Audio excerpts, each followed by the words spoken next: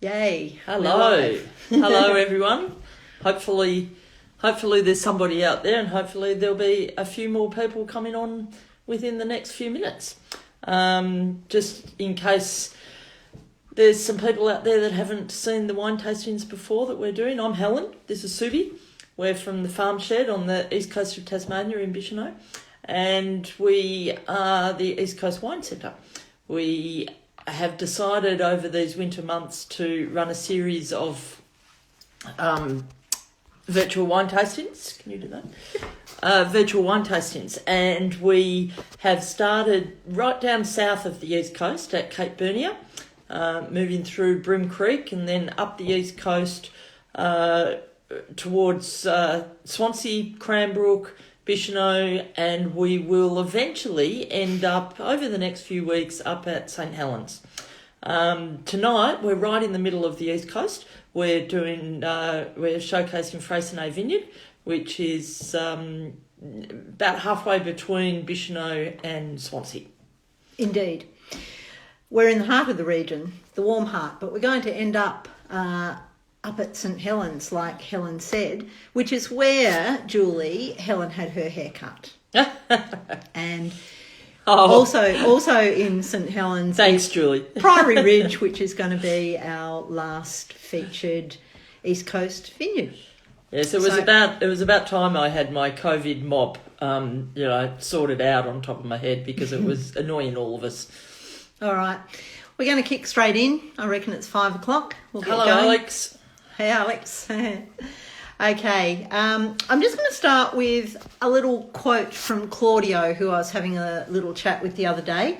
He says that Freycinet Vineyard is a rustic winery with state-of-the-art equipment. They do 100 tonne of grapes each year, which are 100% grown, vinified and bottled on the estate with passion and dedication in the spirit of two vignerons. Can I just interrupt for a minute? Yes. Sorry. Jolene, that's fantastic. Our friend Jolene in the ACT just got some Grandview cheese to have with the wine tasting tonight. So well done, Jolene. That's fantastic. Fantastic. Sorry. Now, last week you would have remembered my beautiful diagram when we were talking about Devil's Corner. One thing we forgot to mention last week was that the Brown brothers have had an association with Tasmania for several generations. So it wasn't a new or out of character thing for the Brown brothers to have an interest here. They've been coming and going since Ross Brown's great-grandfather. Anyway, so on that diagram, we saw that a piece of the original Coomend vineyard was cut off and bought by Freycinet. So that's just a little aside. Now, Coomend was one of those old farms, but Freycinet Vineyard is not on one of those old farms. In fact, the man behind this brand originally was Jeff and Susan Bull. He was a newspaper photographer who in the 70s was looking for a lifestyle change and came and settled in Bicheno to become an abalone diver. So this vineyard's been set up with abalone diver money, but in the late 70s, he was looking for another lifestyle change, and he went down. You're going to hear a few familiar names tonight, I'll warn you now. He dropped down and dropped in on his friend Claudio Radenti, who John Ostwick also had.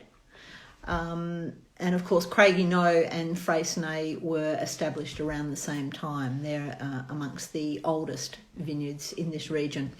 So he dropped in on Claudio and was really, really impressed by Claudio Alcorso at Marilla, and particularly about his enthusiasm and optimism for the wine industry. So Susan and Jeff already had a property up here at Freycinet,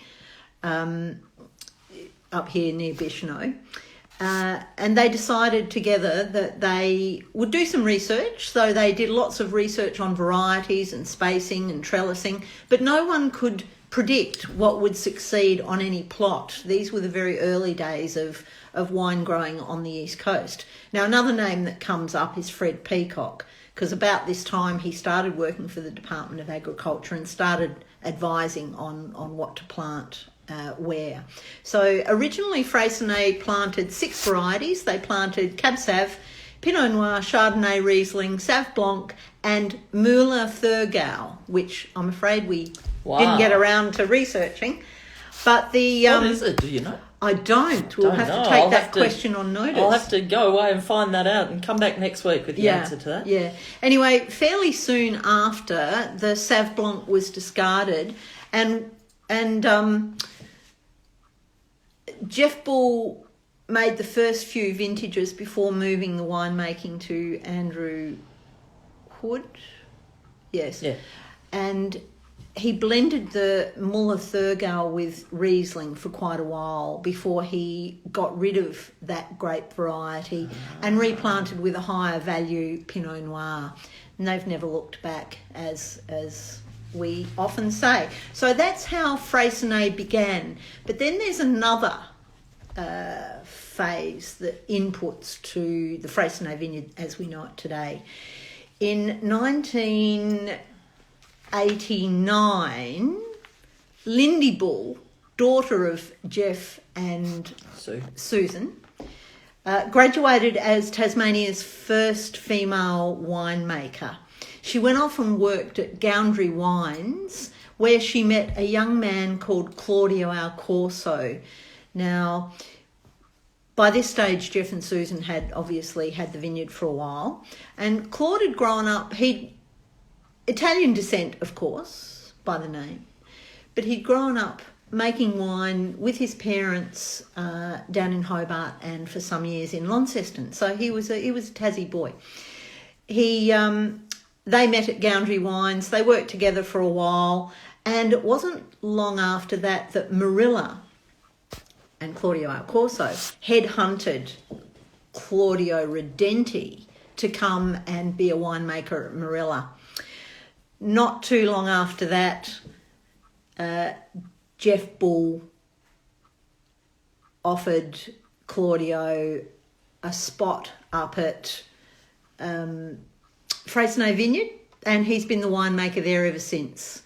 So Lindy and Claude for many years worked together, and Claudio's kind of got the reins now.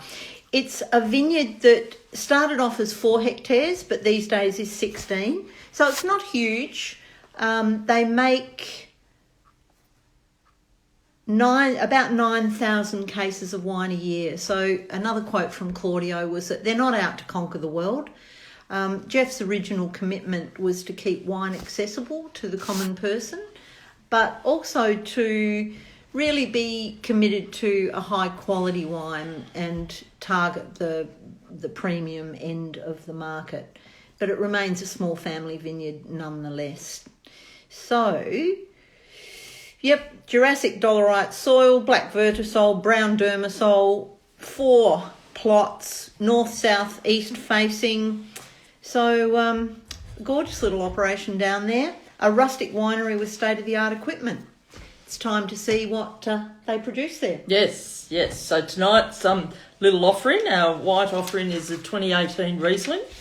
It's we love the Freycinet Riesling. We've got a special fondness for it, in fact. We do, because back, just another little story. Thanks, Arnika, by the way, on the information about that grape that we didn't know anything about. So thank you for that. Yes, the Freycinet Riesling. We were introduced to the Freycinet Riesling back in about 2001, 2002 by our friend Paula Klusterman, who was a woman from New Zealand who ended up here on the East Coast working for Claude at Freycinet.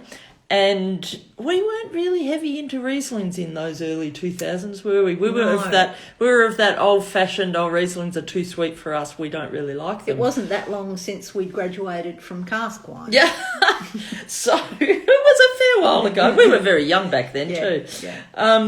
Anyway, so Paula got us onto the Freycinet Riesling specifically because that she was actually making the Riesling and very passionate about in the winery, and she was very passionate about Riesling, and all she would do was just bring us a Riesling and make us drink it, make us appreciate it, talk to us about it, about what we were tasting and why it wasn't sweet. It was a little bit fruity, but actually very dry.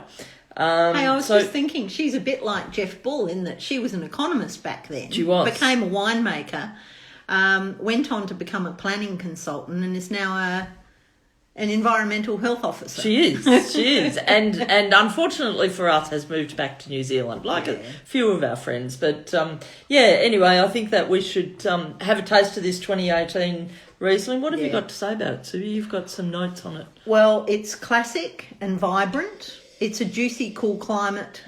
You're right, Jolene. It is aromatic, actually.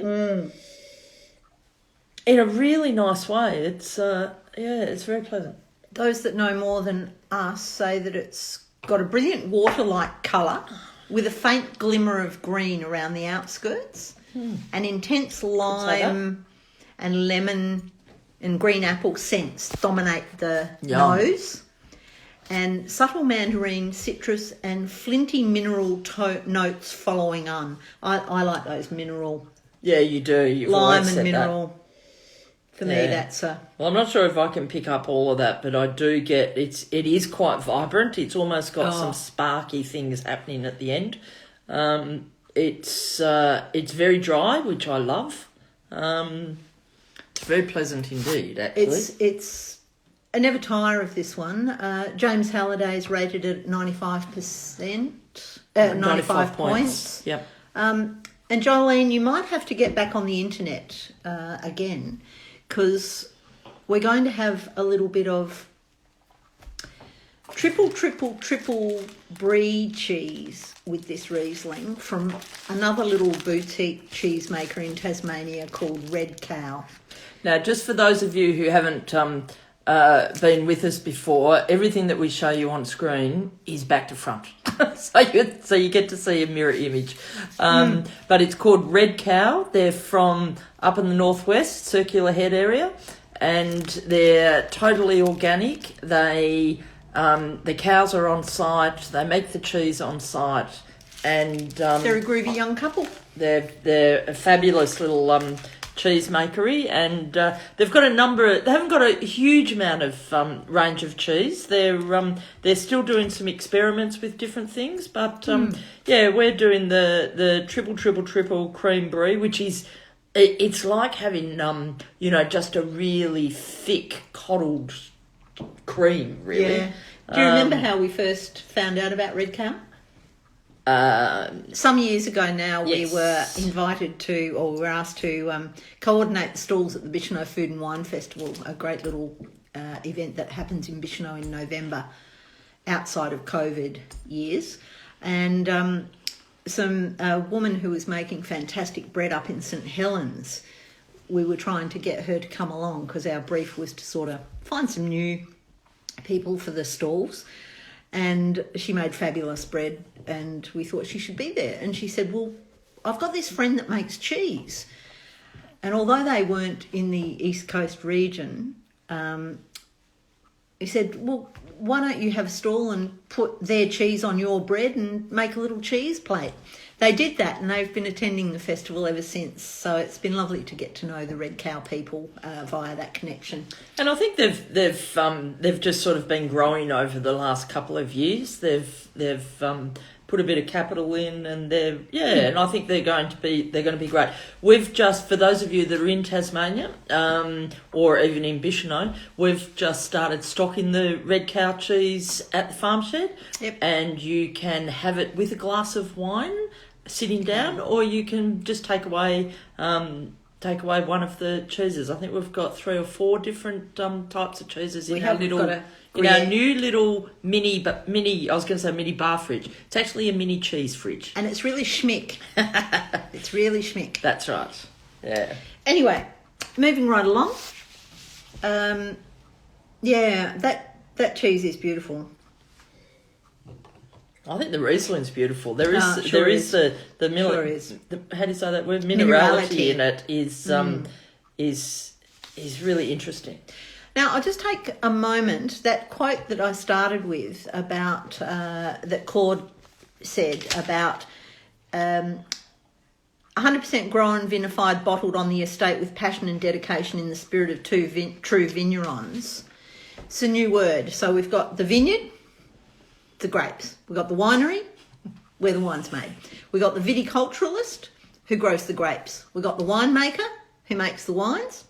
Apparently, according to Claude, a vigneron grows and makes the wine on site, on their own site. So, pretty fab. And he's a pretty passionate vigneron. They've got quite a large winery at Freycinet. We've been and sort of had a look at its operation. We were there not that long ago, actually, when they were, I think it was late last year, when they were bottling. And, it's fascinating. The machinery, the process, they employ quite a lot of locals around here, so that have been there for a long time. So their employees tend to be long-term employees. So they're good. So the grapes were planted in 79, first vintage 84. It's a frost-free site, but the other thing that's interesting is that the vines are now 41 years old, so there's no irrigation required. They're just so well established that they can survive. Thanks, Andrew. Thanks. Andrew says this is the most educational after-work drinks around. Well, I don't know about educational, but we have a good time, and we're glad that you and Jolene doesn't want us to eat all our profits, so it's okay, Jolene. I think we're a bit careful. Yeah. It's the wine we have to worry about more than the cheese. We've never been in it for the money. Yeah. Okay. Glad you really like the Riesling. So we're having quite a good hit. So we're going to move on now to the 2015 Shiraz. Now this is a really interesting one. Shiraz's recent addition to the Freycinet Vineyards range. I think the first vintage was 13. Quite small output. 15 was released and, yes, I think we had the 14 and it sold out really quickly. Then we got we had to wait about 8-9 months. Then we got the 15, which sold out really quickly. And then COVID hit. We thought that it was all gone. And then the rep said when COVID hit, a whole lot of places returned wine. And they returned some Freycinet 2015 Shiraz. So we do have some on hand. And we're so glad because I think we had the Milton Shiraz, which is another award-winning cool climate Shiraz. Yeah. And, of course, Springvale, we had the Rosé, which had Shiraz grapes in, 40% of the Rosé is made from Shiraz grapes. More and more plantings of Shiraz grapes on the East Coast, sometimes called Syrah, to denote that it's a Shiraz from a cool climate. And excuse us while we just, do our thing. So we have still got some in stock, but very, very limited. So if anybody, and we're talking bottles, not cases. So if anybody is keen to partake in a Shiraz, give us a ring tomorrow, and we'll get it out to you. I hope it's not getting repetitious saying that we really like this, because I really like this. It's got dark fruit, bramble, plum, floral bacon. Annika might be able to shed some light on that as well. A juicy palate with white pepper. I'm definitely getting the white pepper. Broad yogurt, milk, chocolate notes, and a really silky texture. Oh, I wish I could taste all that, but I just taste a really stunning red wine. I know. And some people have mentioned Southern Ocean breeze. I don't know. I'm just getting dark fruit, peppery, but so it's smooth, isn't it? Yeah, it's really smooth. It's got it's not a huge age on it, but it's got enough age there just to get that settled in flavours of the Shiraz. It's black fruit and juicy. See, they call it brambles, but I get sort of like, I don't know, dark Morello cherries with a little bit of sourness on the edge or something like that. Now, just in case you're worried about what we're having with our red wine, we've got a second cheese from Red Cow, and this one's called Jack. Jack. Introduce you to Jack. So if you can read that back to front, it's called Jack. And Jack is it's just a semi-hard farmhouse cheese, so it's a cheddar really. We're eating it with our Another all-time favourite Tasmanian Blue Banner pickled onions. You can't go wrong with a Blue Banner pickled onion. It's a modest sort of company which has become an icon. I mean, in terms of pickled onions. I was introduced to Blue Banner pickled onions when I first came to Tasmania, which is now coming up to about 32 years ago. Which is quite amazing in itself.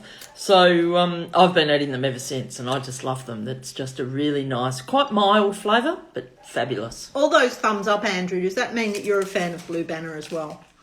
So, Jolene, I hope you're taking notes, like listing all the things that you're going to try when you come to Tasmania to see us. Pickled onions, Red Cow. It might be 2021, unfortunately. By the sounds of things happening. Yeah. Or things not happening. Anyway, that's all right. We'll just... You can't change what you can't control, so we'll just carry on regardless. But, you know...